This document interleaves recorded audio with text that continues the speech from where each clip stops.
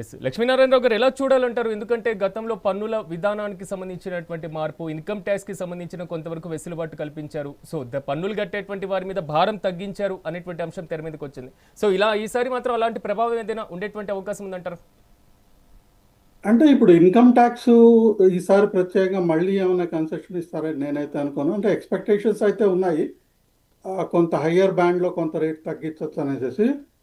కాకపోతే అది పెద్దగా దానికి ఇది కాదు. మెయిన్గా కొన్ని రిఫార్మ్స్ అయితే ఉన్నాయి. ఇన్కమ్ ట్యాక్స్, కొత్త ఇన్కమ్ ట్యాక్స్ ఇప్పుడైతే ఈ బడ్జెట్తో పాటు రావచ్చు.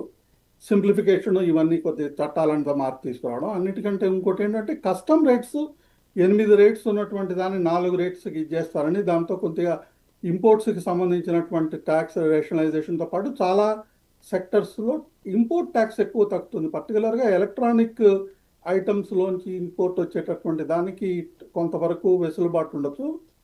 అదేవిధంగా క్యాపిటల్ గూడ్స్ మీద కూడా కొంత ఏమైనా తగ్గిస్తారేమో అది చూడాలి. కాబట్టి ఈ రెండు రిఫార్మ్స్ అయితే మనకు తెలుస్తున్నది. అన్నిటికంటే ఇందాక మన గౌడ్ గారు చెప్పినట్టుగా ఒక్క విషయం ఇక్కడ బడ్జెట్లో, అంటే ఆయన వారిని విమర్శించడం అని కాదు, ఇంటర్నల్ కార్పొరేట్ ట్యాక్స్ అనేటటువంటి దాని మీద ఒక విమర్శ వారు చేశారు. క్లారిఫై చేయాల్సింది ఏంటంటే, కార్పొరేట్ ట్యాక్స్ అనేటటువంటిది ఇంటర్నేషనల్ రేట్స్ సమానంగా లేకుండా మనం ఎక్సెస్గా ఉన్నట్టయితే మనం ఇన్వెస్ట్మెంట్స్ మనకు రావు. మన దగ్గర ఇన్వెస్ట్మెంట్ పెట్టే వాళ్ళు రారు. కాబట్టి కార్పొరేట్ ట్యాక్స్ అనేటటువంటిది మనం ఒకవైపు పన్ను రాయితీలు అడుగుతున్నప్పుడు పెద్ద సంస్థలు, చిన్న సంస్థలు, ఇటువంటి ఇది రొటీన్ విమర్శ అవుతుంది. అందుకు తప్పితే ఇంకోటి ఏం లేదు. అదేవిధంగా ఇప్పుడున్నటువంటి పర్టికులర్గా 2 తెలుగు రాష్ట్రాల్లో కూడా మనకు కరెక్ట్గా చూడాలంటే మనం ఏ దిశగా వెళ్తున్నాం అనేది కూడా మనం కొంత చూసుకోవాలి. ఆ విధంగా ఉన్నట్టయితే కొంత వెసులుబాటు ఉంటుంది. చాలా కార్యక్రమాలు అడిగారు. తెలంగాణ వరకు ముఖ్యంగా మన రీజనల్ రింగ్ రోడ్ అనేటటువంటి దాని గురించి ఇప్పుడు 100%గా తీసుకొచ్చే అవకాశం అయితే ఉంది.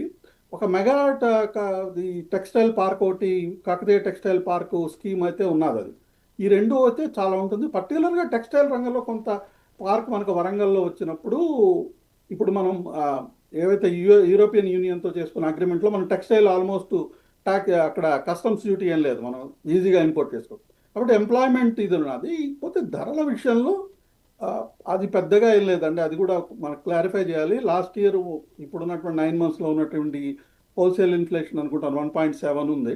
అది ఎమర్జింగ్ మార్కెట్స్లో యావరేజ్గా మొత్తం ప్రపంచం మీద 5.8 ఉంటే మంది 1.7 ఉన్నది. అవి కూడా కొద్దిగా గుర్తుంచుకోవాలి. కాబట్టి ఈ బడ్జెట్లో బేసిక్గా కొన్ని రిఫార్మ్స్ అయితే ఉంటాయి. ట్యాక్స్ పరంగా పెద్దగా ఏం బెనిఫిట్ ఉండదు other than customs tax. Rammohan Rao గారు నమస్తే అండి. సార్, ఈసారి బడ్జెట్ లో తెలుగు రాష్ట్రాల దగ్గర నుంచి ఏపీ, తెలంగాణ నుంచి వెళ్ళినటువంటి ప్రతిపాదనలు మనలో ప్యానెల్లో ఉన్నటువంటి సభ్యులు చెప్పడం జరిగింది. సో కేంద్రం వాటికి ప్రాధాన్యత ఎంతవరకు ఇచ్చారు?